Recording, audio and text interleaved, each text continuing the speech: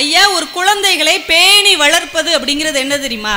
உடலை பேணி வளர்க்கணும், குழந்தைகளுடைய உடம்பை நல்லா பார்த்துக்கிடணும், ஆரோக்கியமா, மனசு பத்திரமா பார்த்துக்கணும், அறிவை சரியா வளர்க்கணும்.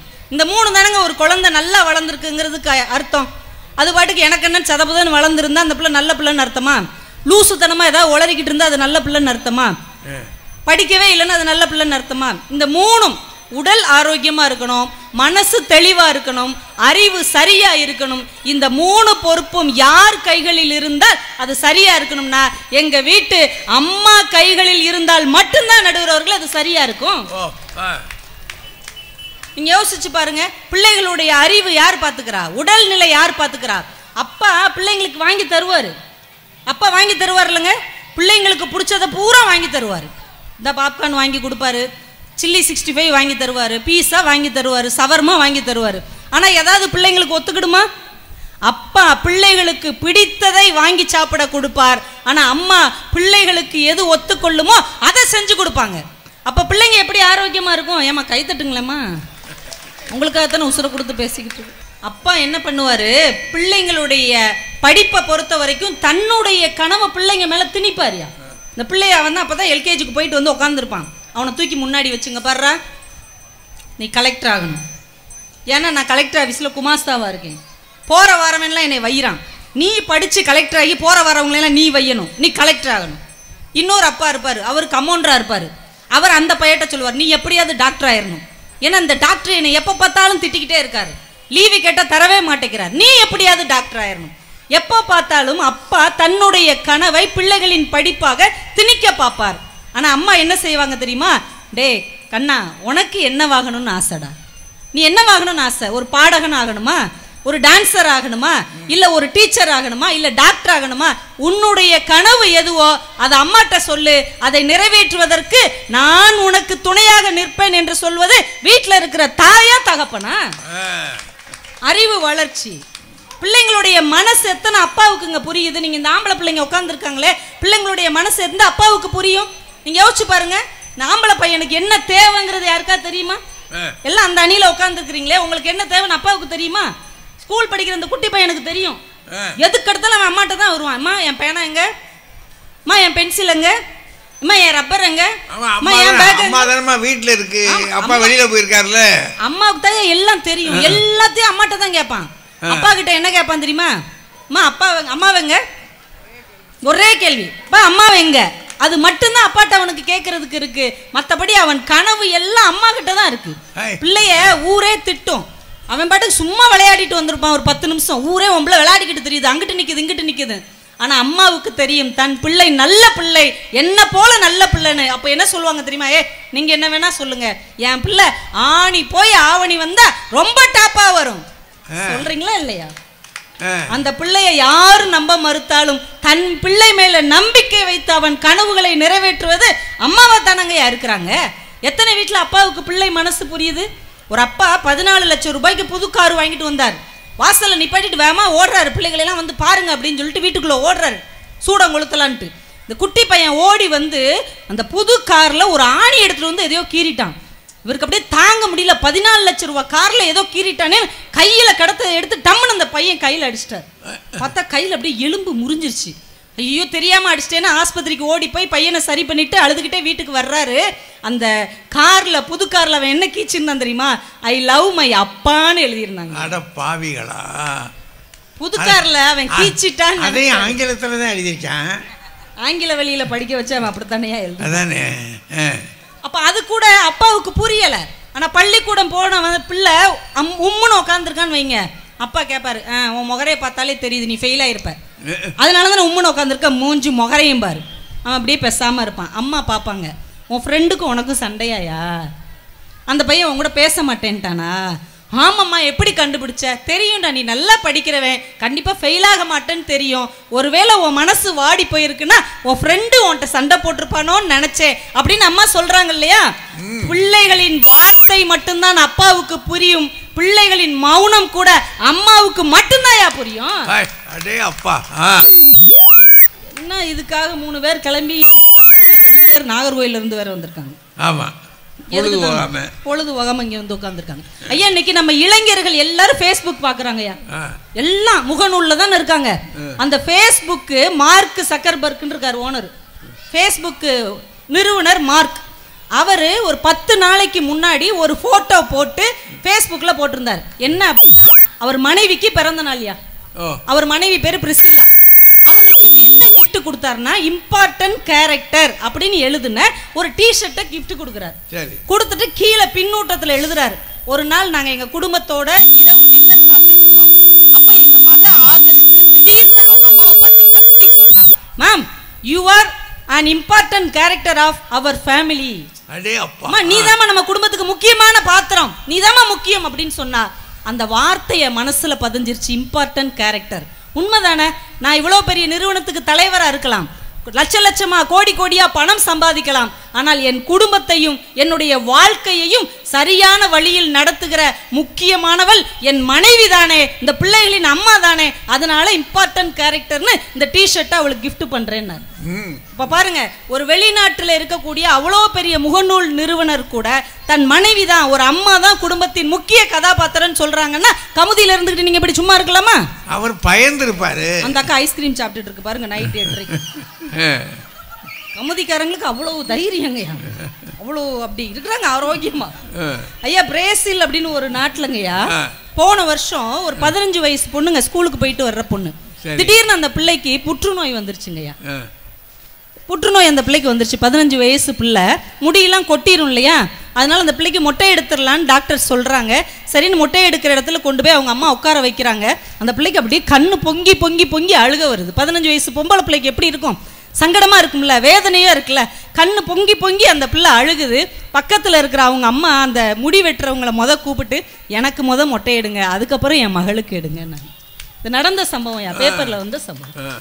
ஏன்னா நானும் மொட்டை தலையோட இருந்தா என் பிள்ளைக்கு அது ஒன்றும் கஷ்டமா தெரியாது இல்லையா? என் பிள்ளைக்கு கிடைக்காத இன்பம் எனக்கு எதுக்குங்கன்னு என்று ஒரு அம்மாவால தான் சொல்ல முடியுமே தவிர எல்லா நேரங்களிலும் ஒரு அப்பாவால சொல்ல முடியாது. நடுவர்களே, இந்த நாகர்கோவில்ல இருந்து வந்திருக்காங்களே இவங்க, நாகர்கோவில்ல நடந்த ஒரு விஷயங்க. 2012 இளம் எழுத்தாளர்களுக்கான சாகித்ய அகாடமி விருது மலர்வதின்னு ஒரு பொண்ணுக்கு கிடைச்சதுயா, ஒரு இளம் பெண்ணுக்கு கிடைச்சது. அவ எழுதின நாவலுக்கு தூப்புக்காரின்னு பேர். தூப்புக்காரினா என்ன தெரியுமா? கழிவறை சுத்தம் செய்பவள்னு அர்த்தம். அதுக்கு அவ பிரைஸ் வாங்கியிருக்கா. என்னம்மா அந்த நாவல் எப்படி உன்னால எழுத முடிஞ்சது இவ்வளவு சிறப்பா இவ்வளவு சின்ன வயசுல? அவ என்ன சொன்னா தெரியுமா? எங்க அம்மா நாகர்கோவில் பக்கத்துல உள்ள ஒரு சின்ன கிராமத்துல ஒரு நகராட்சியில அவங்க துப்புரவு பணியாளரா வேலை பார்க்கறாங்க. நீங்க உங்க அம்மா வேலை விட்டு வந்த உடனே உங்க அம்மாவை கட்டி பிடிச்சிங்கன்னா ஃபேர் அண்ட் லவ்லி வாசனை அடிக்கும், பவுடர் வாசனை அடிக்கும். ஆனா எங்க அம்மாவை கட்டி பிடிக்கும் போது ஃபெனாயில் வாசனையும் டெட்டால் வாசனையும் தாங்க எனக்கு அடிக்கும். என் குடும்பத்தையும் என்னையும் காப்பதற்காக எங்க அம்மா படுகிற கஷ்டத்தை பதிவு செய்யறதுக்கு தான் தூப்புக்காரி என்று எங்க அம்மா பார்க்கிற வேலையவே நான் தலைப்பா வச்சு எழுதுனேன்னு சொன்னாலே ஒரு தாயின் தியாகம் என்பது எவ்வளவு உயர்ந்தது நடுவர் அவர்களே. பூனேலங்க இப்ப சமீபத்துலங்கயா, பூனேல ஒரு ஆஸ்பத்திரி இருக்கு. பக்கத்து ஊர்ல இருந்து ஒருத்தர் தன் மனைவியோட அந்த ஊருக்கு வந்தார், கர்ப்பிணி பெண். அவர் ஒரு சாதாரண கூலி வேலை பார்க்கிறவர். திடீர்னு இந்த அம்மாவுக்கு பிரசவ வலி வந்துருச்சு. இதோட முடிச்சிடுறேங்கய்யா. ஆஸ்பத்திரியில் கொண்டு போய் சேர்த்துட்டார். பெரிய ஆஸ்பத்திரியா இருக்கு, வேற வழி இல்லை, சேர்த்துட்டார். சேர்த்தா அவங்க சிசேரியன் தாங்க பண்ணி குழந்தை எடுக்கணும்ட்டாங்க. இவருக்கு உயிரே போயிருச்சு. ஏன்னா ஏற்கனவே இவர் ஏழை, கூலி வேலை செய்யறவர். ஐயோ எம்பிட்டு ஃபீஸ் கேட்பாங்களோன்னு உசுரை கையில பிடிச்சிட்டு நிக்கிறார். குழந்தை பிறந்துருச்சியா டாக்டர் வந்து சொல்றாரு, ஐயா எவ்வளவுயா ஃபீஸ் கேட்பீங்க? என்கிட்ட கொஞ்சம் தாயா பணம் இருக்குன்னு அந்த வேர்த்து விறுவிறுத்து சொல்றாரு. அந்த டாக்டர் சொன்னாரு, எங்க ஆஸ்பத்திரியில தேவதைகளுக்கு ஃபீஸ் வாங்குவதே இல்லை, உங்களுக்கு பெண் குழந்தை பிறந்திருக்குன்னாரு. இவர் அசந்து போயிட்டார், என்ன சொல்றீங்கன்னு. ஆமாயா, நான் சின்ன பையனா இருக்கும் போது மல்யுத்த வீரன் ஆகணும்னு ஆசைப்பட்டேன். ஆனா எங்க அம்மா என்னைய கூப்பிட்டு சொன்னாங்க, தம்பி இன்னொருத்தங்களை காயப்படுத்தி ஜெயிப்பது வெற்றி இல்லை, மற்றவர்களை சந்தோஷப்படுத்தி ஜெயிப்பதுதான் உண்மையான வெற்றி, நீ டாக்டருக்கு படிக்கணும். இன்னைக்கு நம்ம ஊர்களில் பெண் குழந்தை பிறந்தா கொன்றுறாங்க, பிறக்கவே விடமாட்டேங்கிறாங்க. நீ டாக்டர் ஆகி உன்னுடைய ஆஸ்பத்திரியில் பெண் குழந்தைகள் பிறந்தால் ஃபீஸே வாங்கக்கூடாதுன்னு எங்கள் அம்மா சத்தியம் வாங்கினாங்க. நான் கிட்டத்தட்ட 10 வருஷத்துல 1000 குழந்தைகளுக்கு ஃபீஸ் வாங்காம பிரசவம் பார்த்திருக்கிறேன்னு சொன்னார். அந்த டாக்டருக்கு பேரு கணேஷ் ராஜா. பிபிசி லண்டன் அவரை அன்சங் இந்தியன் என்று கௌரவித்திருக்கு. எந்த விதத்தில் பார்த்தாலும் நடுவர் அவர்களே, பிள்ளைகளின் உடல் ஆரோக்கியமா இருக்கட்டும், மன வளர்ச்சியா இருக்கட்டும், அறிவின் உயர்வாக இருக்கட்டும், எல்லாத்திலும் துணை நிற்பது தந்தையை விட ஒரு பங்கு தாய் தான் காரணமாக இருக்கிறாள் என்று சொல்லி வாய்ப்புக்கு நன்றி கூறி விடைபெறுகிறேன். நன்றி, வணக்கம். பாட்டு பாடுவார். ஆளும் வளரணும், அறிவும் வளரணும், அதுதான்டா வளர்ச்சி அப்படின்னு ஒரு பாட்டு இருக்குல்ல. அது மாதிரி இந்த அம்மா சொல்கிறாங்க, பிள்ளையை வளர்க்கிறது அப்படின்னா அது உடம்பில் வளரணும், அறிவில் வளரணும், மனசாலையும் வளரணும். ஆக அந்த அறிவு வளரணும், ஆள் வளரணும், மனசு வளரணும். இந்த மூணுக்கும் அவங்க எத்தனை உதாரணம் சொன்னாங்க பார்த்தீங்களா? இந்த பக்கத்தில் அமெரிக்கா பக்கம் ஓடுறாங்க, அந்த பக்கத்தில் குமரி பக்கத்தில் ஓடுறாங்க. அங்கங்கேருந்து கொண்டு வந்து தூக்குக்காரின் எழுத்துலேருந்து சான்றுகளோடு கொண்டு வந்திருக்காங்க. இதுதான் நடப்பு. பெரும்பாலும் தாய் தான் எல்லாவற்றுக்கும் காரணம் அப்படின்னு இந்த பக்கத்து கட்சியை சும்மா தூக்கி எரிஞ்சிருக்காங்க, உயர கொண்டு போயிட்டாங்க. அதனால் அநேகம் பேர் இங்கே ரொம்ப பெருமிதமாக உட்கார்ந்துருக்காங்க. கமலவதி தாயார் கதையெல்லாம் சொல்கிறது கொஞ்சம் நீளமாக சொல்லணும், பக்தி கதை. அது ஒன்றும் இல்லை, ஒரு அரசிக்கு பிரசவ நேரம் வருகிறது. ஒரு நாழிகை தள்ளி இந்த பிரசவம் நடந்தால் அந்த பிள்ளை நிறைய சிவன் கோயில்களை கட்டும்னு அங்கே ஒரு ஜோதிடர் நிமித்திகர் யாரோ சொல்கிறார். சொன்ன உடனேயே அந்த அரசியை தலைகீழாக கட்டி தொங்க விடுகிறார்கள், பிரசவம் வந்துடக்கூடாதுன்றதுக்காக. இதுதான் அவங்க சொன்ன கதை. ஐயா, ஏன்னா தலைகீழாக கட்டி தொங்க விட்டுருக்காங்க. இப்போ என்கிட்ட ஒரு கேள்வி, ஒரு அரண்மனையில் ஒரு அரசியை ஒரு மருத்துவர் தலைகீழாக கட்டி தொங்க விடுகிறார் என்றால் வெட்டி புதைச்சிருப்பாங்க. அரசனுக்கு தெரிந்திருக்குமா தெரியாதா? வெட்டி புதைச்சிருப்பாங்க. அரசனுக்கு தெரியாமல் இது நடந்திருக்குமா? அப்படி என்றால் அந்த அரசனுக்கும் சிவன் கோயில் தன் பிள்ளை கட்ட வேண்டும் என்ற எண்ணம் இருந்திருக்கிறது. அதனால் நீங்க எப்போ யோசிச்சு பாருங்க, பிரசவத்துக்கு ஒரு பெண்ணை சேர்த்திருப்பாங்க. டாக்டர் சொல்வாரு பிரசவம் சிக்கலா இருக்குன்னு. பெரிய உயிர் அல்லது சின்ன உயிர் ஏதாவது ஒன்றை தான் காப்பாற்ற முடியும்னு சொன்னால் எந்த கணவன் என்ன சொல்வான்? பெரிய உயிரை காப்பாற்றுங்க, சின்ன உயிர் பரவாயில்லை, அப்படித்தான் சொல்ல. இரியா, அவர் வந்ததுலேருந்தே ஏதோ சொல்லிக்கிட்டே இருக்கிறாரு பாவம். சரி விடுங்க, அமைதியாக இருங்க, அமைதியாக இருங்க, அப்புறம் பேசுவோம். நான் இறங்கி வந்த பிறகு பேசுவோம். அப்படிதான் எல்லாரும் சொல்லுவாங்களே தவிர யாருமே மனைவிக்கு காவு கொடுக்க மாட்டாங்க. என்னடா இவ்வளவு நேரம் யாரும் வரலையேன்னு பார்த்தேன், அதுக்கு அந்தந்த ஆள் வந்தாதான் சரியா இருக்கும். சரி இல்லடா, ஒருத்தர் தான். கொஞ்சம் அமைதியா இருங்க, முடிச்சிடலாம். ஏன்னா இவ்வளவு நேரம் நல்லா இருந்தீங்க. அப்படின்னா முதல் கேள்வி, அரசனுக்கு தெரிந்துதான் அது நடந்திருக்கிறது. அப்படின்னா அந்த குழந்தை பிறந்ததற்கு முக்கிய காரணம், அந்த மாதிரி நேரம் கழித்து பிறந்ததற்கு காரணம்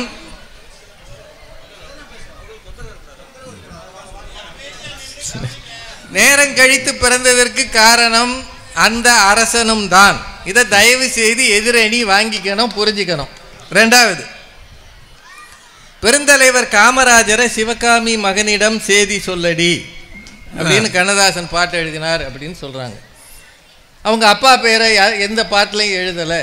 அது எப்போவுமே பின்னாடி காலம் வரைக்கும் கொஞ்ச காலம் நீண்டு உயிரோடு இருந்தவர்கள் பேரை தான் இணைச்சி சொல்லுவாங்க. அவங்க அப்பா அவர் சின்ன வயதிலேயே தவறி போயிட்டார், அது ஒரு காரணம் ஒன்று. ரெண்டாவது, அந்த அம்மா அவரது பெரிய வளர்ச்சிக்கு நேரடியான பங்களிப்பு செய்யவில்லைன்றது உங்கள் எல்லாருக்குமே தெரியும். ஒரு சின்ன விஷயம், பெருந்தலைவர் காமராஜர் தமிழ்நாட்டு முதலமைச்சராக இருக்கிறார். வெறும் 8 அமைச்சர்களை வைத்துக்கொண்டு இத்தனை பெரிய தேசத்தை மிகச்சிறப்பாக ஆட்சி செலுத்தியவர் காமராஜர். 8 மந்திரி தான் மொத்தம், பெரிய ரெக்கார்டு அது. அப்போ VK ராமசாமின்னு ஒரு நடிகர் இருந்தார், உங்க எல்லாருக்குமே தெரியும். அவர் ஒரு முறை விருதுநகருக்கு வந்தவர் சிவகாமி அம்மையாரை போய் பார்த்துருக்கிறார். பார்த்து சொல்லியிருக்கிறாரு, ஏன்னா முதலமைச்சர் அம்மா இல்லையா, பார்த்து வணக்கமெல்லாம் போட்டு ஏதோ பழங்களை வாங்கி கொடுத்து, அம்மா நானும் சென்னையில் தான் இருக்கேன். அந்த அம்மா சொல்லியிருக்காங்க, சென்னையிலையா இருக்க, நீ என்னடா பண்ணுறன்னு கேட்டிருக்காங்க. நான் சும்மா சினிமாவில் நடிக்கிறேன்னு. என் மகனும் சென்னையில் தான் இருக்கான், நீ கொஞ்சம் அவனை பத்திரமா பார்த்துக்கோனாங்க. யாரை முதல்ல வச்சு அவர் தான் தமிழ்நாட்டையே பத்திரமா பார்த்துக்கிட்டு இருக்கிறாரு. அவரை பத்திரமா பார்த்துக்கன்னு வி.கே. ராமசாமிகிட்ட சொல்லியிருக்காங்க. இப்படித்தான் ஒரு தாய் அன்புல இருப்பா. ஆனால் அதன் மூலம் அவர் உயர்ந்தாரான்னு யோசிக்கணும் எப்போவுமே. இவங்க இது பிள்ளைகளோட தாயக்கட்டை விளையாடினாங்களாமே. தாயக்கட்டை யார் இந்த கொரோனா காலத்தில் இந்த பயல்கள் பூரா அந்த பரனில் இருந்த தாயக்கட்டையெல்லாம் எடுத்து அவன் தாயம் போடுறேன்னு நியாயம் பண்ணி அவன் படுத்தின பாடு. அப்பாவுக்கு தாயக்கட்டை விளையாடுற அளவு பொறுமை இருக்காது, இல்லைன்னு சொல்ல முடியாது. ஆனால் பையனுக்கு 2 தடவை தும்புனானா அவனுக்கு என்ன மருந்து கொடுக்கணும் அப்படின்னு டாக்டர்கிட்ட போய் கேட்டு வர அளவு பக்குவமாவது இருக்கும் அப்பாவுக்கு. அதை தயவு செய்து புரிஞ்சுக்கோங்க. அப்புறம் இன்னொரு விஷயம், அந்த அம்மா இந்த சாக்ஸை போட்டோடனே கொசு வரும். எங்களை நீங்கள் பெண்கள் ஆண்களை கேவலமாக பேசுங்க. இப்போ இவங்க இவ்வளோ நேரம் என்ன சொன்னாங்க, ஒரு வீட்டுக்கு நாங்கள் தான் எல்லாம் செய்கிறோம், கணவனை சரியாக கவனிக்கிறோம், மனைவியை பிள்ளையை கவனிக்கிறோம். நாங்கள்ல ஒரு வீட்டுக்காரர் சாக்ஸு கேவலமாக இருந்தால் அதுக்கு யார் பொறுப்பு?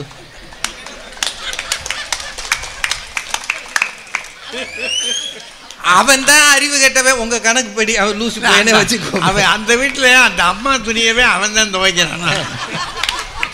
அவர் சாக்ஸு நாரி கிடந்ததுன்னா அதை என்ன நல்ல பொம்பளை என்ன செஞ்சிருக்கணும், அதை துவைச்சு போட்டிருக்கணும். அதை தூக்கி ஜன்னல்ல கட்டி கொசு வராமல் பார்த்துக்கிட்டாரு. ஆனால் ஒரு விஷயம் உங்களுக்கு தெரியுமா, கொசுவுக்கு வாசனை பிடிக்கிற உணர்வு உண்டு. கொசு வாசனை பிடிக்கும். வியர்வை வாசனையை பார்த்து தான் அது அதிகம் வருமா. உங்கள் உடம்புல எங்கே வேர்க்குதோ அந்த பகுதிகளை தான் கொசு அதிகம் கடிக்கும். அதுக்கு வியர்வை சென்ட்டு இந்த வாசனையெல்லாம் ரொம்ப பிடிக்கும். அதனால் இந்த வாசனை அது வேர்வை வாசனையாக இருந்தால் நீங்கள் அதை கட்டுனீங்கன்னா கொசு கூடுதலாக வருமே தவிர தயவுசெய்து யார் இது மாதிரி செஞ்சிடாதீங்க. கொசு போகாது, ஜாஸ்தியாகும். அப்புறம் நேருக்கு நேர் அப்பா பாராட்ட மாட்டார் அப்படின்னு சொன்னாங்க. அது ரொம்ப உண்மை. அது நேருக்கு நேர் எந்த தகப்பனும் பாராட்ட மாட்டான். சில பேரை நேருக்கு நேர் பாராட்டக்கூடாதுன்னே சொல்கிறாங்க. கணவனை மனைவி பாராட்டக்கூடாது, பிள்ளைகளை பெற்றோர் பாராட்டக்கூடாது. எம்ஜிஆர் படத்தில் ஒரு பாட்டு வரும், தூக்க மருந்தினை போன்றவை பெற்றவர் போற்றும் புகழுரைகள், நோய் தீர்க்கும் மருந்தினை போன்றவை கற்றவர் கூறும் அறிவுரைகள். இந்த பச்சை கிளிக்கு ஒரு செவந்தி பூவில் ஒரு பாட்டில் வரும். தயவு செய்து இதெல்லாம் புரிஞ்சு வச்சுக்கோங்க எல்லாத்தையும். அந்த அம்மா இந்த நடுவில் இருக்காங்களே, தொப்புள் இல்லாத மனிதன் உண்டா? இது வரைக்கும் இந்த உலகத்தில் இப்படி எவனுக்கு கண்டுபிடிச்சது? நானும் பல ஊருக்கு போயிருக்கேங்க. கமுதிக்கு ஒரு பேர் உண்டாமே, கவின் முல்லை திருநகர். அதான் கமுதி இல்லையா? கவின் முல்லை திருநகருக்கு வந்த பிறகுதான் இந்த திருநகரில் தாங்க நான் ஒரு அருமையான சொல்லு கேள்விப்பட்டேன், தொப்புள் இல்லாத மனிதன் உண்டா? தொப்புள் இருந்தால் நீ ஒழுங்கா இருப்பேன்று உடனே அவங்க ஒரு வக்கீல் இல்லையா, உடனே சொன்னாங்க, நிறைய பிள்ளைகள் குற்றம் செய்து விட்டு சிறார் ஜெயிலில் இருக்கிறார்கள். அவனுக்கு தொப்புள் இருக்கா இல்லையா? காவல்துறையில இருக்காங்க. அந்த பையனை கூப்பிட்டுங்க, வாடா டேய், நீ ஏன்டா ஜெயிலுக்கு வந்த, தொப்புள் இருக்கா? என்னம்மா தொப்புள் இருக்கிறதுனால அவன் நல்லவனா கெட்டவனா இல்லம்மா. அவங்க அப்பா நாள் மொத்தி இருந்தாருன்னா அவன் ஒழுங்கா இருந்திருப்பான். பிரம்பை நாடாதவன் தன் பிள்ளையை பகைக்கிறான், அடியாத பிள்ளை படியாது. சார், நான் உங்க எல்லார்ட்டையும் பணிவா சொல்றேன், இந்த 2 வருஷ கொரோனா உலகை மாற்றியது. நீங்க எல்லாரும் இப்படி கூடுறதே நாங்க பார்த்து பல நாள் ஆச்சு. நீங்களே 2 வருஷத்துக்கு அப்புறம் இப்பதான் முறையா விழா கொண்டாடுறீங்க. இந்த 2 வருஷத்துல ஒரு விஷயம் ரொம்ப மோசமா நடந்திருக்கு. நீங்க எல்லாரும் அதை புரிஞ்சுக்குவீங்கன்னு நினைக்கிறேன். 2 வருஷத்துல எதை தவிர்க்க சொன்னோமோ அதை பள்ளிகளும் பெற்றோரும் பிள்ளைகளுக்கு கொடுத்து விட்டார்கள். செல்போனை தவிர்க்க சொன்னோம், ஆனால் அதை வேற வழி இல்லாமல் அதன் வழியில் சொல்லி கொடுக்குறாங்கடான்னு அவலத்தையும் கொடுத்துட்டோம். வயது வந்த பிள்ளைகள் அதை வைத்து கொண்டு மிக மோசமாக நடக்க வாய்ப்பு இருக்கிறது. நான் எல்லா பிள்ளையும் சொல்லலை, பெரும்பாலும் நல்ல பிள்ளைகள் நம்ம பிள்ளைகள், ஆனால் மோசமாக நடக்கிறார்கள். எனக்கு தெரிய மதுரையில் பள்ளியில் இருக்கிற டீச்சர்ஸ் கண்ணீர் வடிக்கிறாங்க. செல்ஃபோனை வச்சுக்கிட்டு பிள்ளைகள் படுத்துகிற பாடு. ஸ்கூல் முடிஞ்ச பிறகு அவன் போக மாட்டேங்கிறான்னு சொல்கிறாங்க. ஸ்கூலுக்குள்ளே உட்காந்துட்டு பிள்ளைகள் பொண்ணுகளை பையங்க படம் எடுக்கிறாங்க, அதை ஷேர் பண்ணுறாங்க. ஊர்களில் நடக்கிற பல குற்றங்களுக்கு காரணம் இந்த செல்ஃபோன். தயவு செய்து மறந்துடாதீங்க. இதை கவனிக்கிற பெரும் பொறுப்பு அம்மாவை விட்டுருங்க, அப்பாக்களுக்கு இருக்கிறது. உங்கள் பிள்ளைகள் ஃபோனில் என்ன செய்கிறான், அவன் அந்த என்ன படம் பார்க்குறான்றதை தயவு செய்து கவனிங்க. இல்லை என்றால் மிக கஷ்டத்தை நாம் அனுபவிக்க போகிறோம். நான் உங்களை பயமுறுத்துறதுக்காக சொல்லலை.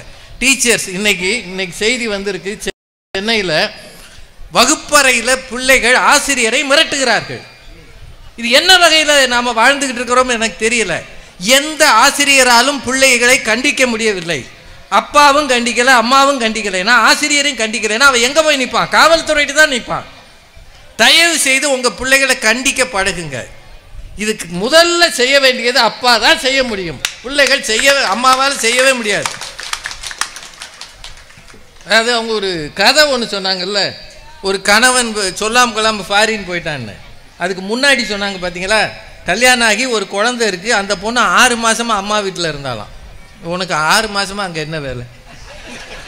இல்லை, நான் நேர்மையாக கேட்குறேன். இல்லை, அவன் 2 பேரும் ஒர்க் ஃப்ரம் ஹோம், ஒரே வீட்டில் இருந்து வேலை செய்யலாம்ல. 6 மாதமாக அம்மா வீட்டில் இருந்து அந்த அம்மாவுக்கு கொஞ்சமாவது யோசனை இருந்ததா? ஏய், நீ வீட்டுக்காரர் தனியாக விட்டுட்டு இங்கே வராத, நீ போய் உன் வீட்டுக்காரரோடு சேர்ந்து குடும்பம் நடத்துன்னு ஏன் அந்த அம்மா சொல்லலை? இப்போ இந்த குடும்பம் கெட்டதுக்கு யார் காரணம் பார்த்தீங்களா? நான் இவ்வளவு பெண்களை குறைக்கிறதுக்காக சொல்லலைங்க. நீங்கள் முதல்ல திருமணம் பண்ணி கொடுத்தா அந்த பொண்ணு கணவனோட வாழணும்னு நீங்கள் முதல்ல என்னைக்கு சொல்கிறீங்களோ அன்னைக்கு தான் வீடுகளில் பிரச்சனை வராமல் இருக்கும். பொசுக்கணுன்னே இங்கே வந்து உட்காந்துக்கிறது இருக்கட்டும், அவன் ஒரு வாரத்துக்கு அவன் காயட்டும், அவன் என்ன வத்தலாம் வடகம்மா, ஒரு வாரத்துக்கு அந்த பையன் காஞ்சா தானோ வந்து நிற்பான். அவன் தான் வண்டி ஏறி போயிட்டான்ல, வடிவேல் சொன்ன மாதிரி போயிட்டான்ல போக வேண்டியது. என்னம்மா நினைச்சிட்டு இருக்கீங்க? காய்கிறதுக்காது குடும்பம் நடத்தணுமா இல்லையா? நீங்கள் உங்கள் தலைமுறை கணவனை மாதிரி அது இங்க சொல்லாதீங்க தயவு செய்து. உங்க தலைமுறை வேற, இன்னைக்கு இருக்கிற பிள்ளைகள் வேற. அதனால அவ போய் குடும்பம் நடத்தணும். இந்த அம்மா முதல்ல பேசினவங்க, இது மட்டும் நான் முக்கியமான செய்தி, ஒரு நல்ல செய்தி சொல்லியிருக்கிறாங்க.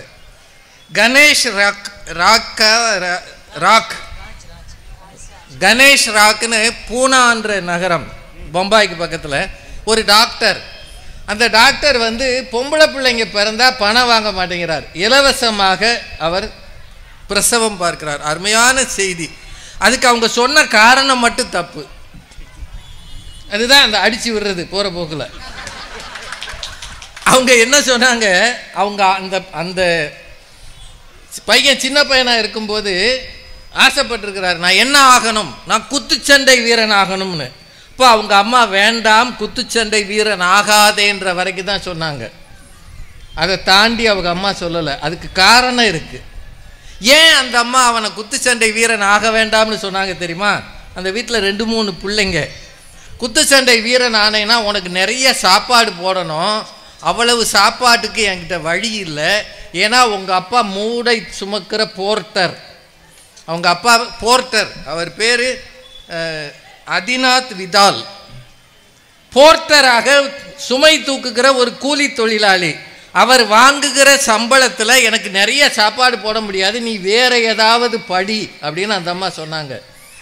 அவர் எப்படியோ கஷ்டப்பட்டு என் அப்பா மூட சுமக்கிறாரே, இந்த வீட்டில் இருந்து நான் ஒரு டாக்டராக வரணும்னு அவர் விரும்பி டாக்டர் ஆகியிருக்கிறார். டாக்டர் ஆன பிறகு அவருக்குள்ள அங்கே நடந்த ஒரு விஷயத்தை பார்த்த பிறகு தான் பெண் குழந்தைகள் அதுக்கு ஃபீஸ் வாங்க வேண்டாம்னு முடிவெடுத்தார். என்னென்னா, அங்கே ஆம்பளை பிள்ளை பிறந்தா அங்கே இருக்கிற எல்லாரும் ஸ்வீட் கொடுப்பாங்களாம், பொம்பளை பிள்ளை பிறந்தா அழுவாங்களாம். அதை பார்த்த பிறகு அவர் என்ன செஞ்சிருக்கிறாரு, வேண்டாம் பொம்பளை பிள்ளைங்க பிறந்தா நான் காசு வாங்க மாட்டேன்னு. இதில் இன்னொரு முக்கியமான விஷயம் இருக்குது. அவரது மனைவி பேர் திருப்தி ராக், திருப்தின்னு பேர் அதுக்கு. அந்த அம்மா சொல்லியிருக்கிறாங்க, நீ ஒரு விவரங்கட்ட மனுஷன், நாம் ரொம்ப கஷ்டத்தில் இப்போ தான் டாக்டர் தொழில் பார்த்துக்கிட்டு இருக்கிறோம், நீ பொம்பளை பிள்ளை பிறந்ததுன்னா அதுக்கு காசு வாங்கலைன்னா நான் எப்படி ஆஸ்பத்திரி நடத்துறது, எப்படி குடும்பம் நடத்துறது? தயவு செய்து ஓ முடிவை மாற்றிக்கோ. சொன்னது ஒரு பெண், அவரது மனைவி. அப்போது அவங்க அப்பா சொன்னாரா, அவர் இன்னும் உயிரோடு இருக்கிறார், அவர் சொன்னாரா, டே நீ எப்போ ஒரு லட்சியத்துக்காக வாழ நினைக்கிறாயோ, ஒருவேளை இதை செய்வதால் உனக்கு இந்த ஆஸ்பத்திரியில் நஷ்டம் வந்தால் நான் திரும்ப மூடை தூக்க போயாவது உனக்கு பணம் தருகிறேன். இது அவர் சொன்னது பிபிசி நியூஸில் இருக்கு. என்ன கூட்டத்தில் உட்காந்து கும்மி அடிச்சிருது. நாங்கள் தானே கும்மி அடிக்கிறோம், நாங்கள் தானே முளைப்பாரிகை வளர்க்கிறோம். இதில் எல்லாத்துக்கும் மேலே ஒன்று தெரிஞ்சுங்க, இது மட்டும் சொல்லி நிறைவு செய்கிறேன். மகாத்மா காந்தியை பற்றி எல்லாருமே சொன்னாங்க. அம்மா 3 சத்தியம் வாங்கினாரே, அதெல்லாம் ரொம்ப நல்ல விஷயந்தான். மகாத்மா காந்தியின் அப்பா அந்த பகுதி போர்பந்தர் பகுதிக்கு ஒரு திவான் மாதிரி இருந்தவர், திவான் அளவுக்கு உயர்ந்தவர். காந்தியினுடைய மற்ற அண்ணன்மார்கள் சரியாக படிக்கல, அது நிறைய பேருக்கு தெரியாது. காந்தியை மட்டும்தான் படிக்க வச்சாங்க. காரணம், ஓரளவு பள்ளி படிப்பை முடித்தால்தான் அப்பாவோட அந்த பதவிக்கு இவர் வர முடியும். அந்த காலத்தில் இருந்த சில பதவிகள்லாம் வாரிசு வாரியாக வரும். அதுக்காகத்தான் காந்தியை படிக்க வச்சாங்க, ஞாபகம் வச்சுக்கோங்க. இதில் காந்திக்கு சின்ன வயசில் சில நண்பர்களோடு சேர்ந்து சில சகவாசம் இருந்தது, அதெல்லாம் நீங்கள் தெரிஞ்சிருப்பீங்க. அவர் அந்த காலத்திலே உடம்பு புஷ்டியாக இருக்கணும்னு ஆசைப்பட்டார். அதுக்காக மாமிசம் சாப்பிட முயற்சி பண்ணார், கொஞ்சம் பொய் சொன்னார், இதெல்லாம் பண்ணார். உங்கள் அப்பா மிக கடுமையான மனிதர், மிக கடுமையாக தண்டிப்பாராம். ஆனால் அவர் ஒரு முறை உடல் நலம் இல்லாமல் படுக்கையில் இருக்கிறார். இப்போ காந்தி ரொம்ப சின்ன பையனாக போய் நிற்கிறாரு. அவருக்குள்ள ஒரு குற்ற உணர்வு, நான் நிறைய தப்பு பண்ணியிருக்கேன், எங்கள் அப்பாவுக்கு தெரியாமலே பண்ணியிருக்கேன், இதையெல்லாம் நான் எங்கள் அப்பாட்ட சொல்லணும், சொன்னால் அடிப்பாரோ அப்படின்ற பயம். சரி பரவாயில்லை சொல்லிடுவோம் அப்படின்ட்டு தன்னுடைய நோட்டு பேப்பரை எடுத்து அதில் எழுதியிருக்கிறார். நான் என்னென்ன தப்பு பண்ணேன், போய் சொன்னேன், மாமிசம் சாப்பிட்டேன், நண்பர்களோடு சேர்ந்து சிகரெட் புகைத்தேன், இது மாதிரி எழுதி அவ்வளோத்தையும் அவங்க அப்பாட்ட கொண்டு போய் கொடுத்தாராம். அவங்க அப்பா அத்தனையும் வாசிச்சுட்டு படுக்கையில் அப்படியே கிடந்தவர் கண்ணீர் வடித்தாராம். அவங்க சொன்னாங்கல்ல, அப்பாவோட கண்ணீர் அம்மாவோட கண்ணீர் தான் பிள்ளைகளை சரி பண்ணும்னு. ஆனால் காந்தியின் தகப்பன் பிள்ளைய ஒரு வார்த்தை சொல்லலையா, நான் இவ்வளவு கஷ்டப்பட்டு நான் உன்னை வளர்த்தும் நீ இத்தனை தப்பு பண்ணியிருக்கையாடான்னு. இதுக்கு ஒருவேளை நானும் காரணமாக இருக்குமோன்னு நினச்சி அவர் கண்ணீர் வடித்தாரான்னு தெரியல. காந்தி எழுதுகிறார், என் தகப்பன் ஒருவேளை என்னை திட்டி இருந்தால் கூட நான் ஒருவேளை அவரை எதிர்த்திருக்கலாம், ஆனால் அவர் வடித்த கண்ணீர் என் பாவக்கரையை கழுவியது அப்படின்னு எழுதுகிறார். ஒரு தகப்பனுடைய கண்ணீர் இருக்குல்ல, தாயின் கண்ணீர் மட்டுமல்ல, நீங்கள் எல்லா காலத்திலையும் உயர்வுகளுக்கு வரும்போது நிச்சயமாக அம்மாவை நடப்போம், மாற்றமே இல்லை. ஆனால் எங்கோ நீங்கள் தவறும்போது உங்களை திருத்திய தகப்பனை நினைக்காவிட்டால் நீங்கள் ஒரு நாளும் நன்றி உள்ளவர்களாக இருக்கவே முடியாது. ஏன்னா நாம் செய்கிற தவறுகளை நிச்சயமாக முதலில் கண்டுபிடிப்பது அப்பாவாகத்தான் இருக்கும். பெரும்பாலும் அன்பு காட்டுவது தாய், தாய் அன்புக்கு ஈடு இணை எதுவும் இல்லை. ஆனால் தகப்பனினுடைய கண்டிப்பு, தகப்பனினுடைய கண்காணிப்பு, இது இரண்டும் தான் ரொம்ப முக்கியம். அதுதான் பிள்ளை வளர்ப்பில் ரொம்ப தேவை. உணவு மட்டுமல்ல, நல்ல உணர்வும் அறிவும் தான். அன்னையிடம் நீ அன்பை வாங்கலாம், தந்தையிடம் நீ அறிவை வாங்கலாம். இரண்டும் வாங்கினால் பேரை வாங்கலாம், பேரை வாங்கினால் ஊரை வாங்கலாம் என்று அன்றைக்கே பாடியிருக்கிறார்கள். தந்தையிடம் வாங்குகிற அறிவுதான் ரொம்ப முக்கியம் என்று சொல்லி மிகச் சிறப்பாக கேட்ட உங்க எல்லாருக்கும் நன்றி சொல்லி வணங்கி விடைபெறுகிறேன். வணக்கம். பெண்களுக்கு கத்தி கத்தி பேசுறது ரொம்ப பிடிக்குமா, அதையும் அவர் கத்தி தாயா சொன்னார். எங்களுக்காவது கத்தி கத்தி பேசுறது பிடிக்கும், ஆண்களுக்கு கத்தியை வச்சுக்கிட்டு பேசுறது தான் ரொம்ப பிடிக்கும். இன்னைக்கு பள்ளிக்கூடத்தில் கூட வன்முறை கலாச்சாரம் ஆண் பிள்ளைகள்கிட்ட தான் வளர்ந்து கொண்டு இருக்கிறத ஒழிய ஒரு நாளும் அது பெண் பிள்ளைகளுக்கு வரவே வராது. இந்த கலாச்சாரத்தை சீரழிச்சதே நீங்கள் தான். இதில் அவர் பண்பாடு பற்றி பேசுகிறாரு. எங்கள் 3 பேரையும் பார்த்தா சுகர் மாதிரி இருக்கான், பெண்கள்லாம் சுகரான். என்னப்பா என்ன அநியாயமாக இருக்குது, இது பண்பாடாம். அதுக்கப்புறம் சொன்னார் பானிபூரி எப்படி எந்த நாள் செஞ்சாங்க, அதில் பச்சை கலரில் ஒன்று இருக்கும், அது சாப்பிட்டு பார்த்தா புளிப்பாக இருக்குமா. இப்போ இதிலிருந்து தெரியுதா பானிபூரியை உண்மையிலேயே பெண்கள் சாப்பிட்டு பார்த்துருக்காங்களா, ஆண்கள் சாப்பிட்டு பார்த்துருக்காங்களா? இல்லை, அதை வீட்டமாக வாங்கிட்டு வந்து கொடுத்துட்டான். வாங்கிட்டு வந்து கொடுத்தா வாயில் ஊற்றியா விட்டாங்க. என்னங்க அது அநியாயமாக இருக்குது. அவர் சாப்பிட்டு பார்த்துருக்காரு, அவர் தான் ஏன் சாப்பிட்றாரு.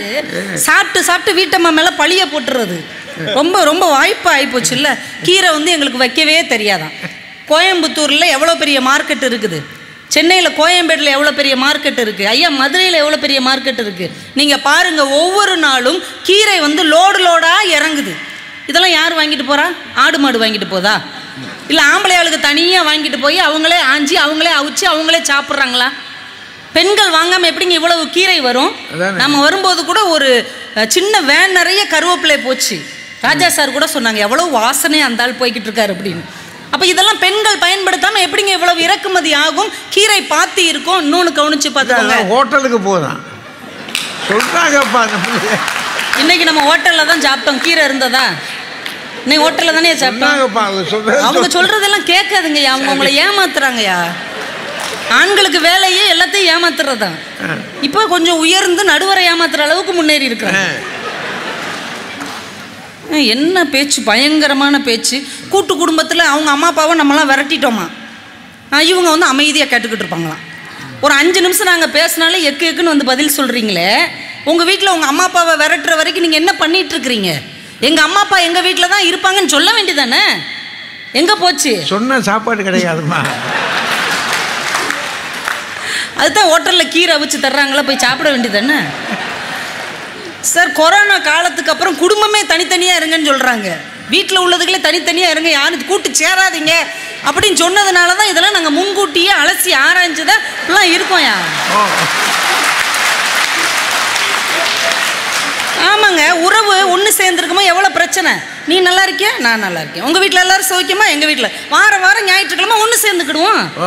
சம்சாரம் அது மின்சாரத்தில் இதை யார் சொல்லுவா? லட்சுமி தானே சொல்லுவாங்க. அது ஒரு பெண் தானே நடுவர் அவர்களே. பிறகு ஆண் பெண் எல்லாரும் வேலைக்கு போயிடுறாங்களா? வீட்டில் பிள்ளைகள்கிட்ட யார் பேசுறது? யார் பேசுகிறா? நீங்கள் யோசிச்சு பாருங்கள். ஆணும் பெண்ணும் வேலைக்கு போயிடுறோம். 5 மணிக்கு 2 பேருக்குமே வேலை முடிஞ்சிருதுன்னு வைங்க. பெண் எத்தனை மணிக்கு வீட்டுக்கு வருவாங்கன்னு நினைக்கிறீங்க? 5:30க்கு வந்துடுவாங்க. அதிகபட்சம் 6 மணிக்குள்ளே அடிச்சு பிடிச்சி வந்துடுவாங்க. பிள்ளை வீட்டுக்கு வந்த உடனே அந்த பிள்ளையுடைய ட்ரெஸ்ஸை மாற்றி சாப்பாடு கொடுத்து கதை பேசி பார்த்துக்குவாங்க. அதே 5 மணிக்கு வேலையை முடிக்கிற ஆண் எத்தனை மணிக்கு இங்கே வருவாங்க? 9:30க்கு வருவார் சாவகாசமாக. இப்போ தான் மகன் கேட்பான் அம்மாட்டம்மா, ஏதாவது கதை சொல்லேம்மா, நீ கதை சொல்லி ரொம்ப நேரம் ஆச்சு, ரொம்ப நாள் ஆச்சு. ஒன்றும் கவலைப்படாதான், உங்கள் அப்பா 9:30க்கு வந்திருக்காரு, ஏன் லேட்டுன்னு கேட்போம். அவர் சொல்வார் பாரு ஒரு கதை, நாம் அதை கேட்டு என்ஜாய் பண்ணுவோம். இவங்கெல்லாம் பிள்ளைகளோடு உட்கார்ந்து பேசுவார்களாம். நாங்கள் பேசவே மாட்டோம், பிள்ளைங்களோட சண்டை போட்டு போயிடுவோம். எவ்வளோ பெரிய அறிஞர் மூவா அவர்களிடம் கேட்டார்கள். அவர் தமிழில் எல்லா இலக்கியத்தையும் மனப்பாடமாக படித்தவர். அவங்க மனைவிக்கு படிக்க தெரியாது. அவங்கக்கிட்ட கேட்டாங்க, இவ்வளவு ஆழமான திருக்குறளை நீங்கள் உணர்ந்து படிக்கிறீங்க, ஆனால் உங்கள் மனைவிக்கு படிக்க தெரியலையே, வருத்தமா இல்லையா? அதற்கு மூவா ஒரு பதில் சொன்னார், என் மனைவிக்கு திருக்குறள் படிக்க தெரியாமல் இருக்கலாம், ஆனால் அவள் திருக்குறளாகவே வாழ்ந்து கொண்டிருக்கிறாள் என்று சொன்னார். அப்படித்தாங்க இன்னைக்கு பல பெண்கள் வாழ்ந்து கொண்டு இருக்கிறார்கள். எவ்வளவு வேகமாக பேசுகிறார். இன்னைக்கு செஸ் போர்டு வச்சு விளையாடிக்கிட்டு இருக்கிறாங்களாம். நிறைய இளைஞர்கள் வந்து செஸ் போர்டு பற்றிலாம் பேசுனாங்க. நீங்கள் நல்லா யோசிச்சு பாருங்கள், செஸ் போர்டை கண்டுபிடிச்சவன் தான் உலகத்தின் அதி புத்திசாலி நடுவர். ஏன்னா அதில் யானை இருக்குது, வீரன் இருக்கான், மந்திரி இருக்காங்க, எல்லாமே இருப்பாங்க, குதிரை இருக்குது. ஆனால் ராணிக்குத்தான் அதிக பவரை கொடுத்திருக்கிறான் என்றால் ராணி எப்படி வேணா போகும், இப்படி போகும், அங்கிட்டு அவங்க கூட அப்படி பயந்து இருக்காங்களே. இல்லை, கடைசி நேரத்தில் ராணி தான் நம்மளை காப்பாற்றுன்னு தெரிஞ்சு வச்சுருக்காங்கய்யா. அந்த காலத்து செஸ்ஸை கண்டுபிடிச்சவங்க இல்லை பயங்கரமாக பேசுகிறாங்க. இந்திய பிரதமர் பார்த்தீர்களா, வேட்டி சட்டை போட்டு வந்திருக்காங்க. அவர் ராஜ்குமார் சார் கண்டுபிடிச்சிருக்காரு பாருங்க. அவர் மட்டும்தான் செய்தி பார்த்துருக்காரு, நம்மெல்லாம் பார்க்கல. ஒரு வாரத்துக்குள்ள இந்திய ஜனாதிபதியாக, இந்திய குடியரசுத் தலைவராக பொறுப்பேற்றார்கள் இல்லையா, ஒரு பழங்குடி இனத்தைச் சேர்ந்த திரௌபதி மர்மு. அவர்கள் நம்முடைய தமிழ்நாட்டு பாரம்பரியப்படி சேலை கட்டி இருந்தார்கள். அவங்களும் கட்டியிருக்காங்கல்ல, பண்பாட்டை அவங்க காப்பாற்றுறாங்கல்ல. இவங்க பொம்பளை பிள்ளைங்க சட்டையில் எங்கனக்குள்ள ஓட்டை போட்டுட்டு அலைதான். ஆம்பளை பிள்ளைங்களுக்கு ஒரு பேரே வச்சுருக்காங்க ஐயா, புள்ளிங்கோ. கேள்விப்பட்டிருக்கீங்களா? புள்ளிங்கோ. மண்டையெல்லாம் இப்படி குச்சி குச்சா நீட்டு இருக்கும். இந்த ஒரு படத்தில் கவுண்டமணி செந்தில் தலையில் இப்படி வச்சுட்டு என்னடா குத்துதும் பாருல, அதை வந்து இப்போ வச்சுக்கிட்டு இருக்காங்க. அப்போவுமே செந்தில் வச்சதை இப்போ நம்ம வீட்டு பிள்ளைங்க வச்சுக்கிட்டு அதை முக்கா பேண்ட்டை போட்டுக்கிட்டு அது பாட்டுக்கு தெருவில் அலையுது. என்னன்னு கேட்டால் நாங்கள் தான் புள்ளிங்கோ. அதெல்லாம் பார்த்தா பாட்டி ரொம்ப சந்தோஷப்படும். இதில் ராஜ்குமார் சாருக்கு ஒரு வருத்தம், நாங்கள் புஸ்தகத்தை வாங்கினால் நீங்கள் கோவப்படுகிறீர்கள். அதுக்கடுத்து ஒரு வார்த்தை சொன்னீங்க, அதுதான் உண்மை. புஸ்தகத்தை நீங்கள் வாங்குறதுனால நாங்கள் கோவமே பட மாட்டோம். சத்தியமாக சொல்கிறோம், ஆண்கள் தேவையில்லாத பழக்கத்துக்கு செலவழிப்பதை விட புத்தகத்துக்கு செலவழித்தீர்கள் என்றால் சந்தோஷப்படுகிற முதல் பெண் நாங்கள் தான் உங்கள் குடும்பத்தில். அதை படிக்காமல் வச்சுருக்கீங்களேன்றதான் வருத்தம்.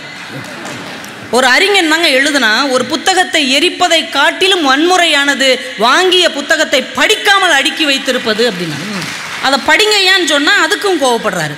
இயற்கையை காப்பாற்றுவதுங்கிறது ஒரு பாரம்பரியம் தானே நடுவர் அவர்களே. இன்னைக்கு ஒரு வார்த்தையே வந்திருக்கு, எக்கோ ஃபெமினிசம், சூழலியற் பெண்ணியம் அப்படின்னு. சங்க இலக்கியத்தில் புன்னை மரத்தை தன் சகோதரின்னு ஒரு பெண் சொன்னாள் இல்லையா, அன்னையிலிருந்து மருது சகோதரர்களாக 2 மருது மரத்தை நேசித்த பெண்ணிலிருந்து இன்னைக்கு வங்காரி மாத்தா என்பவங்க ஒரு நோபல் பரிசு வாங்கியிருக்காங்க. எதுக்காக தெரியுமா?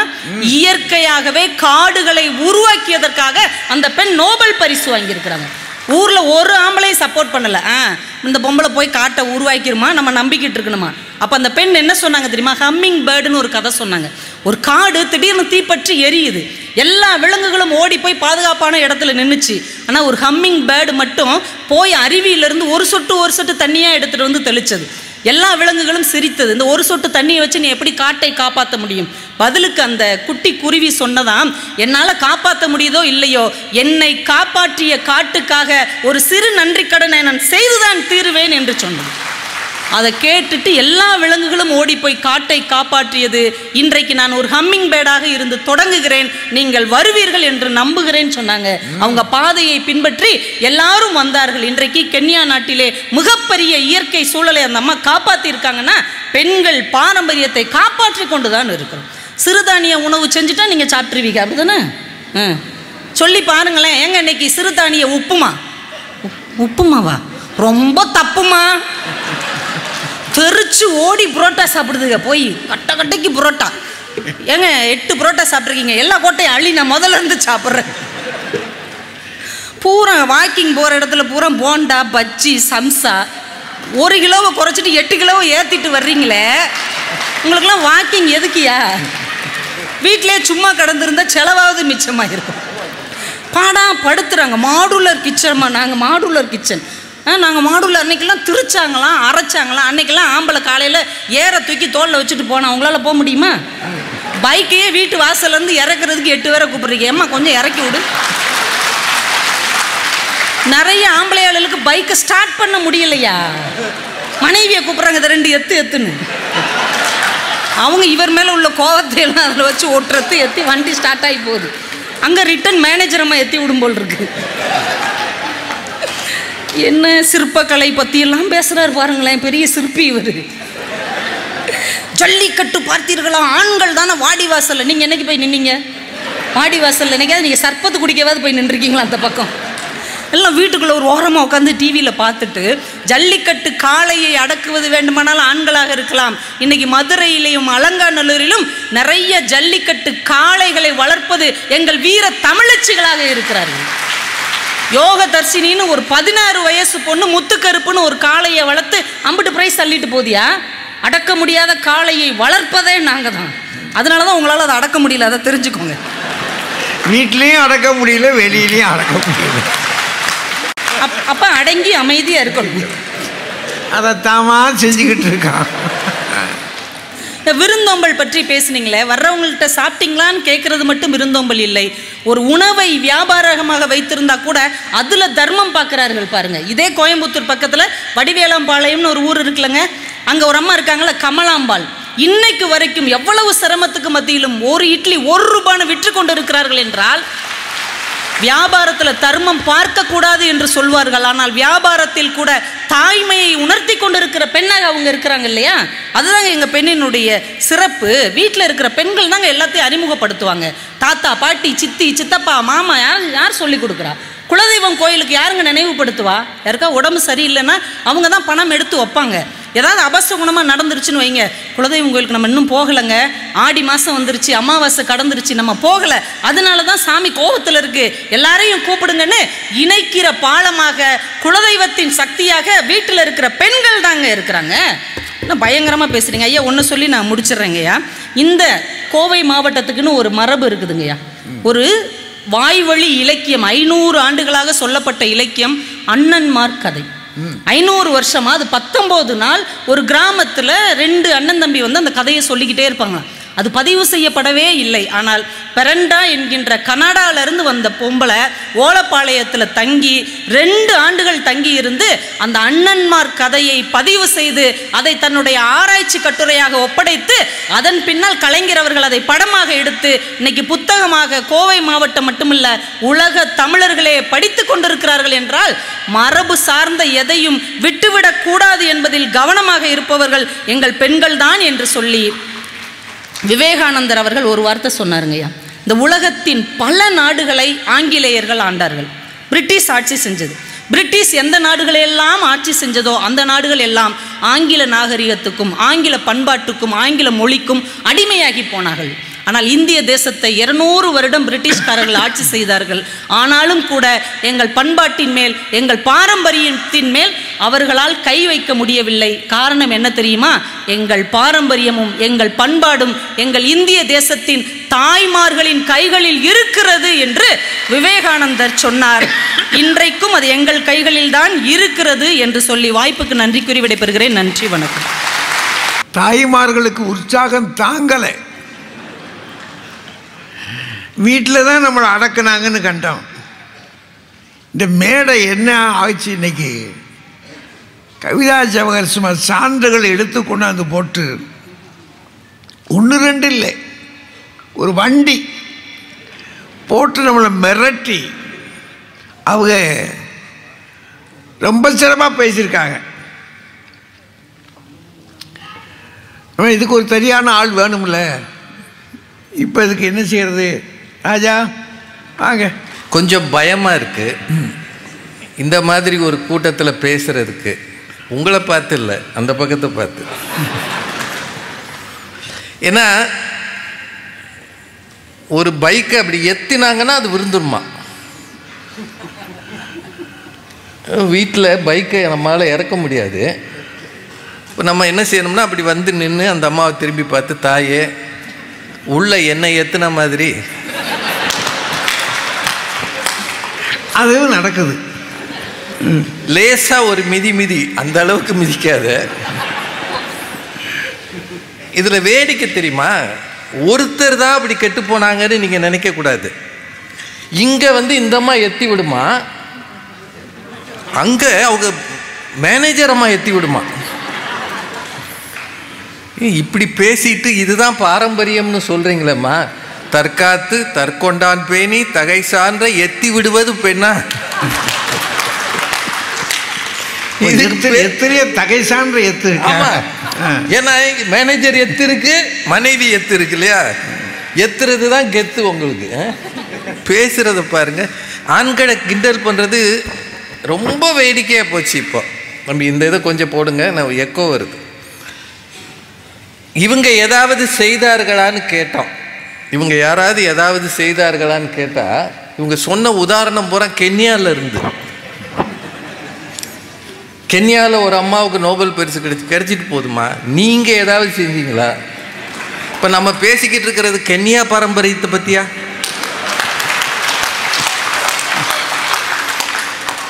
ஒன்றும் இல்லைங்க. அவங்க நைரோபி போயிட்டு வந்துட்டாங்க. அதை எங்கே போய் சொல்கிறது? ஓ, விஷயம் அப்படி போகுதோ. நைரோபி, நைஜீரியா, கனடா, எங்கெங்கே போனாங்களோ அந்த நாட்டை பற்றியெல்லாம் அப்படி அள்ளி விடுறது. சரி, அண்ணன்மார் கதை 500 வருஷமாக இருக்குல்ல. இந்த ஊரில் பாரம்பரிய பெண்கள் இருந்தீங்களம்மா, ஒருத்தர் அதை பற்றி எழுதுனீங்களாம்மா? அதுக்கும் கனடாவிலேருந்து ஒரு பெண் வந்துச்சான். வெளிநாட்டிலேருந்து எல்லாரும் வந்து என்ன செய்கிறாங்களோ அது வரைக்கும் பொறுமையாக இருந்துட்டு, பார்த்தீர்களா நாங்கள் பாரம்பரியத்தை காப்பாற்றுகிறோம், இது சொல்றதுக்கு ஒரு 3 பெண்கள். பிரிட்டிஷ்காரங்க 200 வருஷம் ஆண்டார்கள். ஆனால் இந்த ஊர் பெண்களால் இந்த பாரம்பரியம் பாதுகாக்கப்பட்டதுன்னு விவேகானந்த சுவாமிகள் சொன்னார். உண்மைதான். ஆனால் அவன் 200 வருஷமாக செய்ய முடியாததை டிவியும் சினிமாவும் 30 வருஷத்தில் செஞ்சிருச்சே. 30 இயர்ஸ் செஞ்சிருச்சா இல்லையா? பேசுகிறாங்க இங்கே வந்து. சரி, இந்த வாக்கிங் போகிறவர் 1 கிலோவை குறைச்சிட்டு 8 கிலோவை கூட்டுறாரு. அது உண்மையாக கூட இருக்கலாம். நம்ம வாக்கிங் போகாமலே கூட்டுறோமே, அது ஏன்?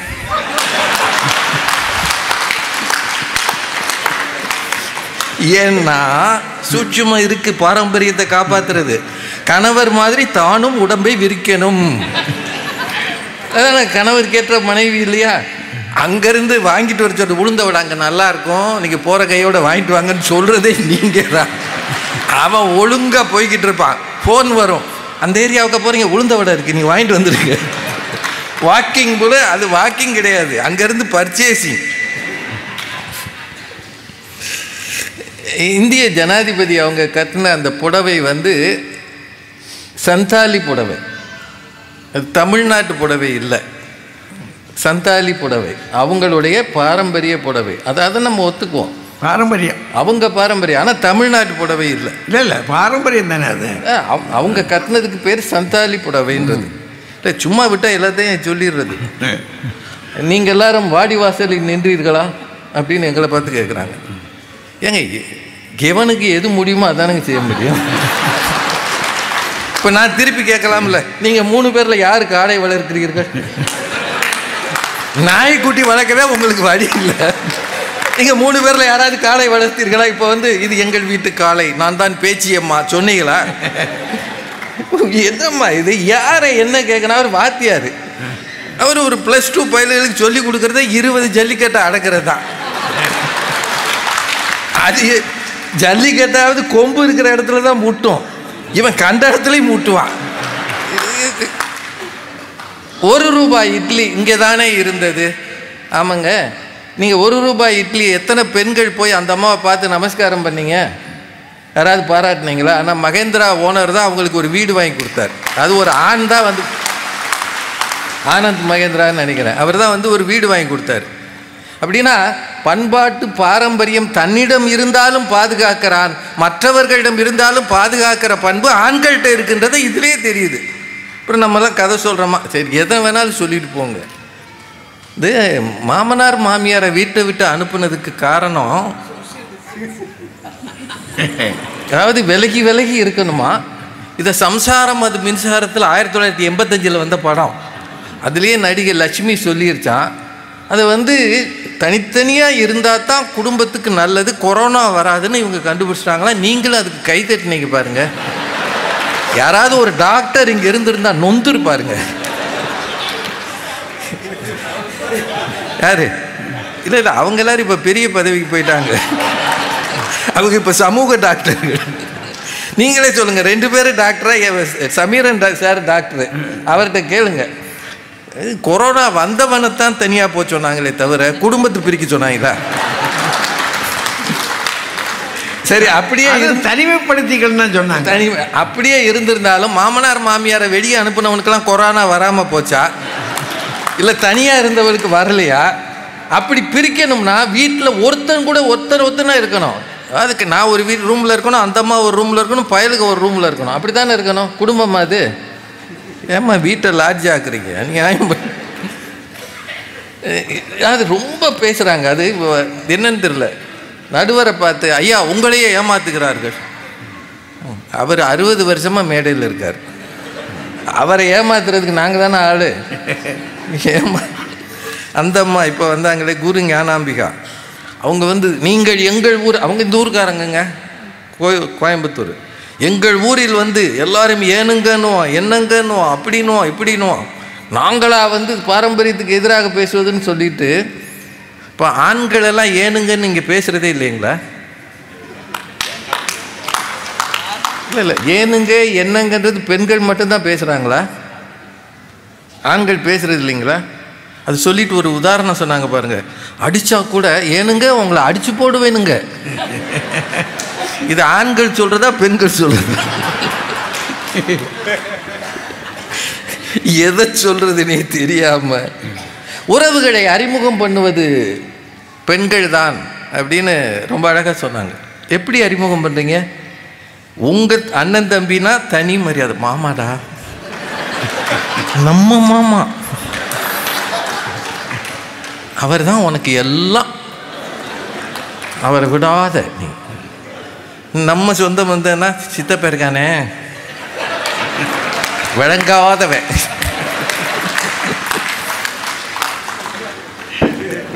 நிஜம் விளங்கவே மாட்டான். அம்மா ஏன் அவங்ககிட்ட பேசுகிறதே இல்லை, எனக்கு பிடிக்கவே செய்யாது. இந்த அறிமுகம் பண்ணுறீங்களா இல்லையாம்மா, பாரம்பரியத்தை காப்பாற்றுறவங்களே? இல்லை, அது ஒரு பாரம்பரியம் தானே, அதனால தான் அதை பின்பற்றுறாங்க. ஓ, அப்படி காப்பாற்றுறாங்க. குலதெய்வம் கோயிலுக்கு நாங்கள் தான் உங்களை கூட்டிகிட்டு போகிறோம் சொல்கிறோம். நாங்கள முதல்ல குலதெய்வம் என்பதே கணவன் வழியில் வருகிற பாரம்பரியம் தான், அதில் பெண்கள் வழி கிடையாது. எப்போ அதை சொல்கிறீங்களோ அப்போவே நீங்கள் மாட்டினீங்க.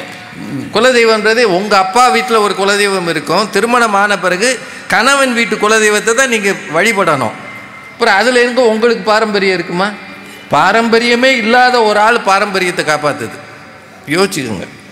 அந்த அம்மா பானிபூரி இவர் என்னங்க சாப்பிட்டாரு, இந்த பையனை பாருங்க, அப்பாவி பிள்ளை, மகாத்மா மாதிரி ஒரு கண்ணாடி போட்டு உட்காந்துருக்கு. பானிபூரியில் இருக்கிற அந்த திரவம் ஊத்துறானே, அது பச்சை கலரில் இருக்குது. அது இவர் சாப்பிடாமலாம் தெரியும், பச்சை கலர் பார்த்தாலே தெரியும். பிடிக்கிறதே அவர் சாப்பிடாமலாம் தெரியும். ஏம்மா இதெல்லாம் ஒரு பெரிய இஷ்யூவாம்மா, உலகத்தில் பெண்கள் பானிபூரி சாப்பிட்டதே இல்லையா? போங்கம்மா நீங்கள் வேறு. அது இந்த அம்மா, இந்த 3 பேருக்கும் சுகர் இருக்கிறது. டாக்டர், இப்போ நான் உங்களை டாக்டர்னே சொல்கிறேன், நீங்களே கூட டெஸ்ட் பண்ணி தான் கண்டுபிடிப்பீங்க. ஒரு மேடையில் இப்படி பார்த்த உடனே இவருக்கு சுகர் இருக்கிறதுன்னு சொன்ன முதல் டாக்டர் அந்த அம்மா தான். நீங்கள் இனிமேல் என்ன செய்யுங்க, இந்த மாதிரி புத்தக கண்காட்சிக்கு போகாதீங்க, மெடிக்கல் எக்ஸிபிஷனுக்காக போங்க. வரிசையாக வர சொல்லுங்க, இவருக்கு சுகர் இருக்குது, நீ உள்ளே போ, உனக்கு சுகர் கிடையாது, இந்த பக்கம் நீ சுகர் இந்த பக்கம் போ, நீ சுகர் இல்லை இந்த பக்கம் போ. எதுக்கு டயபெட்டிஸ் டாக்டர்மா? ஏம்மா நீங்கள் பாடா, இது எந்த ஊர் பாரம்பரியம்யா? பாரம்பரியத்தை பற்றி பேசுகிறாங்க. அவர் என்ன கேட்டார் ராஜகுமார், கம்மஞ்சோறு கேப்ப சோறு இதெல்லாம் இருக்கான்னு கேட்டார். அதுக்கு குரு ஞானாம்பிகா வேகமாக பதில் சொல்கிறாங்க, கம்பஞ்சோறு இல்லையா? கல்யாண வீடுகளில் கம்பஞ்சோறு இல்லாத கல்யாணமே கிடையாது. ஆமா, கல்யாண வீட்டில் பெண்களை சமைக்கிறாங்க. இப்படியெல்லாம் பாயிண்ட்டை எடுத்துகிட்டு வந்து இவ்வளோ பெரிய கூட்டத்தில் எப்படி தைரியமாக பேசுகிறீங்க? கல்யாண வீடு பாரதி முடிச்சது. பாரதிதாசன் கவிதையை பற்றி ரொம்ப நல்ல மனப்பாடம் பண்ணியிருந்தாங்க. அது ஒரு பாரம்பரிய மனப்பாடம், நம்ம அதை விட்டுலாம். அந்த கவிதை நல்லா இருந்தது, பொருளும் நல்லா இருக்கு, உண்மை. ஆனால் பாரதிதாசன் 1964 மறைஞ்சிட்டார். அப்போ அதுக்கு முன்னாடி தான் அவர் எழுதியிருக்கணும். அந்த பெண்ணு எப்போ வாழ்ந்திருக்கணும்? எப்போ வாழ்ந்த பெண்ணு? 64க்கு முன்னாடி. 58 வருஷம் கழித்து அதே மாதிரி பெண்கள் இன்னைக்கு இருக்காங்க. நீங்கள் பேசலாமாம்மா? இருக்காங்களா? எங்கே இருக்காங்க? யோசிச்சு பாருங்க. மிக வேகமாக மேலை நாட்டு கலாச்சாரத்துக்கு அதிகம் போகிறது ஆண்களா பெண்களா? குடைகளில், நடவடிக்கைகளில். சார், நான் உங்கள் எல்லாரையும் கேட்குறேன், இது வேடிக்கைக்காக இல்லை, இது ஒரு தலைப்பு, ஜாலியான தலைப்பாக இருக்கணும் தான் நம்ம எடுத்தோம்னா. யோசிச்சு பாருங்கள், நம்ம ஊரில் வணக்கம் அப்படின்ற கலாச்சாரம் போய் ஹக்கிங்கிற கலாச்சாரம் எப்போ வந்தது சொல்லுங்கள். நீங்கள் எந்த கல்லூரிக்கு போங்க, எந்த இடத்துக்கு போங்க, ஹக்கிங்கிற கலாச்சாரம் எங்கேருந்து வந்தது? தமிழ் கலாச்சாரமா? அது தமிழ் பண்பாடா? தமிழ் பாரம்பரியமா? ஹாய் எங்கேருந்து வந்தது? ஆய் ஆயின்றான். எங்கிருந்து வந்தது? யார் கொண்டு வந்தது? சார், நான் கையை நீட்டலாம் சார், நீங்கள் கொடுக்கறதுக்கு யார் சொல்லி கொடுத்தது? சார், இதெல்லாம் சொல்கிறதுனால இவன் கட்டுப்பட்டி இப்படி திட்டுறவங்க இருந்துட்டு போட்டோம். கலாச்சாரம் பாரம்பரியம்னு வரும்போது நீங்கள் சொல்லுங்கள், எங்கேருந்து வந்தது? கேட்டால் செஸ்ஸில் குயினுக்கு தான் பவர் அதிகம். அது ஐரோப்பிய நாட்டில் அவன் அதை டெவலப் பண்ணும்போது அந்த ஊரில் குயின் தான் முக்கியம், அதனால் அதை வச்சாம்மா. அதுக்காக நாங்கள் என்ன பண்ண முடியும்? அந்த ஊரில் குயின் தான் எல்லாம், அதனால் அவன் வச்சுருக்கான். உடனே அங்கே இப்போ நீங்கள் எல்லோரும் குயின்னு அர்த்தமா? அப்போ எங்களெல்லாம் அடித்து போட்டு போயிருங்க.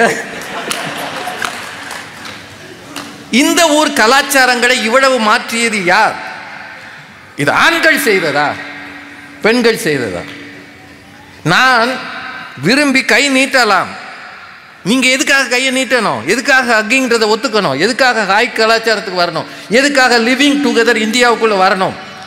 எங்கிருந்து வந்தது? என்ன மரபு இது? யார் கொண்டு வந்தது? சும்மா எல்லாத்தையும் சொல்லிட்டு இன்னொரு சார் நம்ம ஊரில் மாமியாராக இருந்தாலும் நேர நின்று பேசாமல் இருந்தாங்க, அது ஒரு மரபு. அதெல்லாம் நான் இன்னைக்கு ஒத்துக்கல, அது பெண் அடிமைத்தனம் வேண்டான்னு. ஆனால் இன்னொரு ஆடவனோடு பயணம் பண்ணும்போது மிக நெருக்கமாக பயணிப்பது, அவங்களுக்கு திருமணமாகல, ஸ்டூடெண்ட்ஸாக இருக்கலாம், ஃப்ரெண்ட்ஸாக இருக்கலாம், இப்படி போவதற்கு யார் சொல்லி கொடுத்தது? இருசக்கர வாகனங்கள்ல எங்கிருந்து வந்தது இது? இதையெல்லாம் கொண்டு வந்து வச்ச பிறகு நாங்கள் இப்படி தான் இருப்போம்னு சொல்லுவதற்கு ஆட்கள் வந்த பிறகு நாங்கள் பாரம்பரியத்தை நீங்கள் செய்யுங்க செய்யாதீங்க, அது உங்களோட விஷயம், நான் அதுக்குள்ளே போகவே இல்லை. காப்பாற்றுகிறோம்னு எப்படி சொல்கிறீங்க? நம்முடைய நம்பிக்கைகள், நம்முடைய மரபுகள், நம்முடைய காலந்தோறும் கொண்டு வரப்பட்ட வழி வழி மரபுகளை மாற்றுவது ஏன்? ஆண்கள் செய்கிற பாரம்பரியம் நிறைய மாறி இருக்கு, நான் இல்லைன்னு சொல்லலை.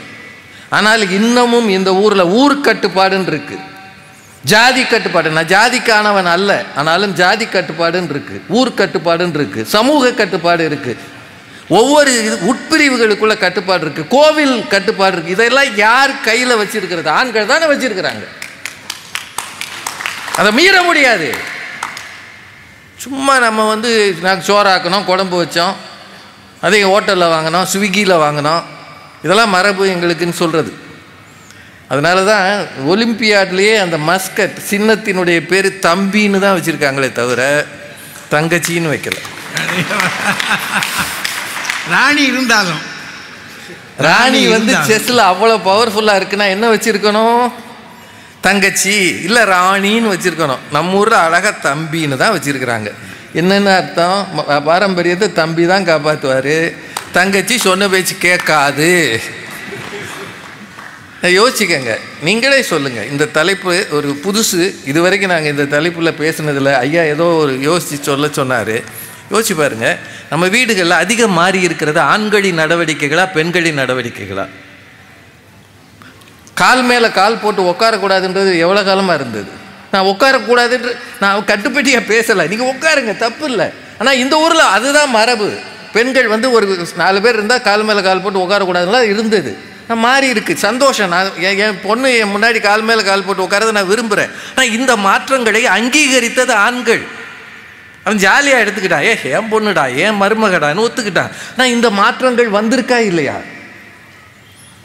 கைக்குத்தல் அரிசி சமைச்ச காலத்திலேருந்து இன்னைக்கு குக்கருக்கு மாறி இருக்குமே, அதனால தானே சுகர் பெருகுதுன்றான்.